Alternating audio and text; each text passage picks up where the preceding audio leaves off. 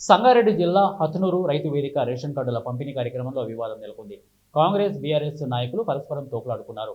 ఇక రేషన్ కార్డుల పంపిణీ కార్యక్రమం జరుగుతుండగా మధ్యలో సీఎం చిత్రపటాన్ని లోపలికి తీసుకురావడానికి కాంగ్రెస్ నాయకులు ప్రయత్నించారు. ఈ సందర్భంగా జై కాంగ్రెస్, జై రేవంత్ రెడ్డి అంటూ నినాదాలు చేయడంతో బీఆర్ఎస్ నాయకులు సైతం జై బీఆర్ఎస్ అని నినాదాలు చేపట్టడంతో వివాదం చెలరేగింది.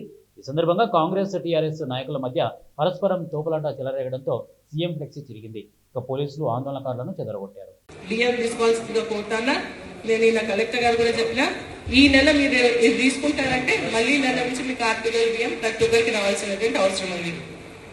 అంతేకాకుండా ఈ ఆర్టీలోనే కాకుండా ఏంటంటే రేషన్ కార్డు అనేది మనకు గుర్తింపు అంటే మనకు పిల్లలకు స్కూల్లో జాయిన్ కావాలన్నా, గవర్నమెంట్ నుంచి ఏదైనా సబ్సిడీ రావాలన్నా, మనకు స్కాలర్షిప్లు రావాలన్నా, మరి అదేవిధంగా మనకు ఇంకెక్కడికైనా పోయినా గుర్తింపు కావాలన్నా మనకు రేషన్ కార్డు ప్రమాణకంగా తీసుకుంటాం. కాబట్టి ఆ విధంగా రేషన్ కార్డు అందరికి ఉండాల్సిందే. ప్రజాపాలనలో దరఖాస్తు చేసుకున్నాం. ఇండ్లు, పెన్షన్స్, 6 గంటలకి ప్రజాపాలన తీసుకున్నాం.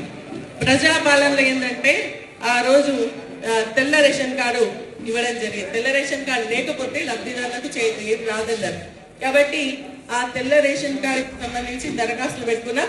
అది ఇంకా చాలా మంది కాలేదు. నేను తహసీల్దార్ గారు కూడా చెప్తా ఉన్నా, ఎంక్వైరీ చేయండి.